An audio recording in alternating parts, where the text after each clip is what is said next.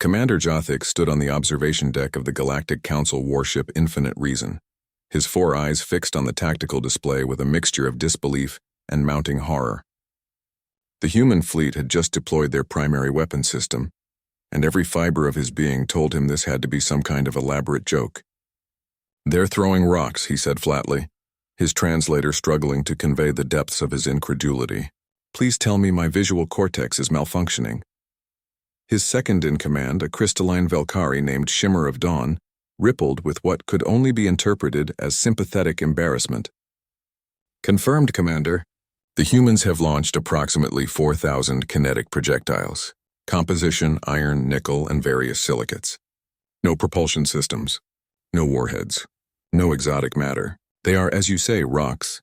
Jothik had been fighting wars for 300 years. He'd seen plasma lances that could core a planet, quantum disruptors that unraveled matter at the molecular level, and singularity bombs that folded space itself into hungry, screaming voids. He'd commanded fleets equipped with weapons that made stars tremble, and now he was watching humanity, the newest species to achieve faster-than-light travel, throw rocks at the Krell Armada. "How did they even get them moving?" he asked, though he wasn't sure he wanted to know the answer. "They attached simple chemical rockets to asteroids, Commander. Then they pushed them, for several months apparently. The projectiles are now traveling at approximately 0.12% the speed of light." Jothik's primary eyes blinked in astonishment, while his secondary eyes remained fixed on the display. "That's barely relativistic. Our shields will..." The first rock hit a Krell dreadnought. The ship didn't explode dramatically like it would have from a proper antimatter warhead. It didn't phase out of existence like it would have from a dimensional cascade weapon. Instead, 20,000 tons of iron traveling at 360 kilometers per second simply punched through the dreadnought's shields, designed to deflect energy weapons and exotic particles, not dumb matter moving at absurd speeds, and continued straight through the ship. The dreadnought split in half, venting atmosphere and bodies into the void. Then the second rock hit, and the third, and the fourth. "Commander," Shimmer of Dawn said, her crystalline voice crackling with static that indicated extreme stress, "the Krell fleet is breaking formation.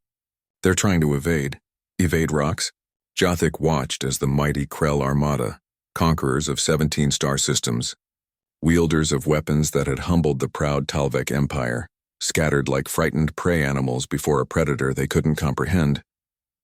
Because that was the thing about rocks traveling at a significant fraction of light speed. You couldn't see them coming until it was too late. No energy signature to detect. No exotic particles to track.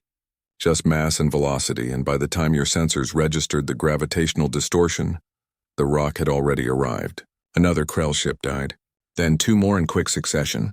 "Get me a communication link with the human commander," Jothik ordered. "Now." Moments later, a human face appeared on his screen.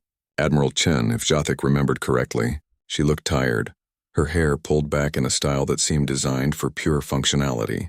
She also looked grimly satisfied. "Admiral Chen," Jothik began, choosing his words carefully, "I feel compelled to inform you that your weapons are the most primitive I've encountered in 3 centuries of warfare." Chen smiled. It was not a friendly expression. "Thank you, Commander. We've been told that before." "That wasn't a compliment." "I know." Chen's smile widened. "Here's the thing about rocks, Commander. They're cheap. We found these just floating around our asteroid belt. Didn't cost us anything but time and some fuel. Meanwhile, I've read the reports on your plasma lances. Each shot costs more than most planets' annual GDP, doesn't it?" Jothik's tail twitched with annoyance. "Sophisticated weapons require sophisticated resources." "Sure," Chen agreed. "And sophisticated defenses are designed to stop sophisticated weapons. But we did the math. At 0.12% of light speed, a 20,000-ton projectile hits with about 24 million terajoules of kinetic energy. That's roughly the same yield as a 600-megaton thermonuclear weapon, and we have 4,000 of them. On the tactical display, 3 more Krell ships died, torn apart by weapons that would have been considered obsolete by civilizations that hadn't even discovered fire yet. The Krell have ruled this sector through fear and superior firepower," Chen continued, her voice hardening. "They've got weapons we can't match, shields we can't penetrate, technology we won't understand for decades. But you know what they don't have? They don't have asteroid belts full of perfectly good ammunition just floating around waiting to be used. They don't have the patience to spend months accelerating rocks to absurd velocities. And apparently their shields were never designed to stop something as stupid as a really fast rock. Jothik watched as the Krell Armada, what remained of it, initiated emergency FTL jumps, fleeing the battlefield in complete disarray.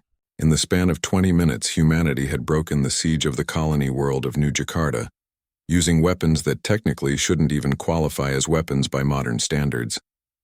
"You're right, Commander," Chen said softly. "Our weapons are dumb, embarrassingly dumb. We're literally throwing rocks. But here's what I've learned about warfare. The best weapon isn't the most sophisticated one. It's the one your enemy isn't prepared to defend against." Today the Krell learned that lesson the hard way.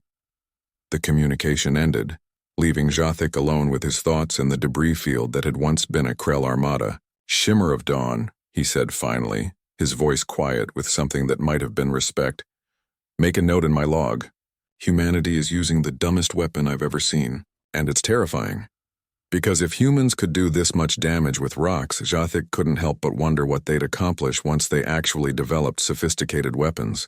The galaxy, he suspected, was about to become a much more interesting and dangerous place.